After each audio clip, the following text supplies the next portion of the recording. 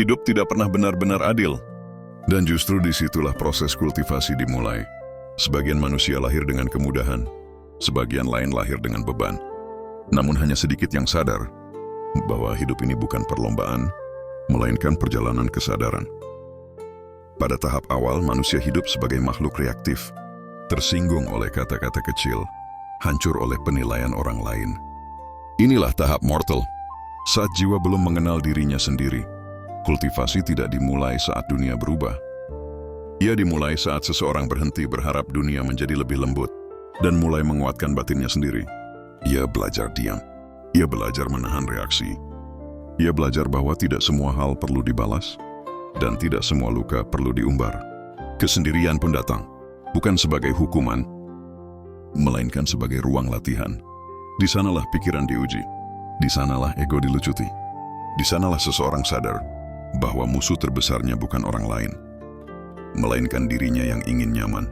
Disiplin menjadi fondasi, bukan motivasi sesaat, bukan semangat palsu, tetapi keputusan untuk tetap berjalan bahkan saat tidak ada yang melihat. Semakin tinggi jalan kultivasi, semakin sunyi perjalanannya, semakin sedikit yang mengerti, dan semakin sedikit yang peduli. Namun justru di titik itulah kekuatan sejati terbentuk. Seorang kultivator tidak mencari pengakuan. Ia tidak membuktikan apapun. Ia hanya memperbaiki dirinya sedikit demi sedikit, hari demi hari. Ujian datang silih berganti. Kegagalan, pengkhianatan, rasa tertinggal, rasa tidak cukup. Namun ia tidak bertanya, "Kenapa ini terjadi padaku?" Ia bertanya, "Apa yang harus kupelajari dari ini?" Dan saat itu, ia naik tingkat. Pada tahap kebijaksanaan, Mosi tidak lagi memimpin. Ia mengamati sebelum bereaksi. Ia memahami sebelum menghakimi.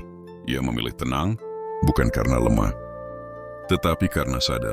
Jika hari ini kamu merasa tertinggal, ingatlah satu hal. Kultivasi tidak pernah soal kecepatan.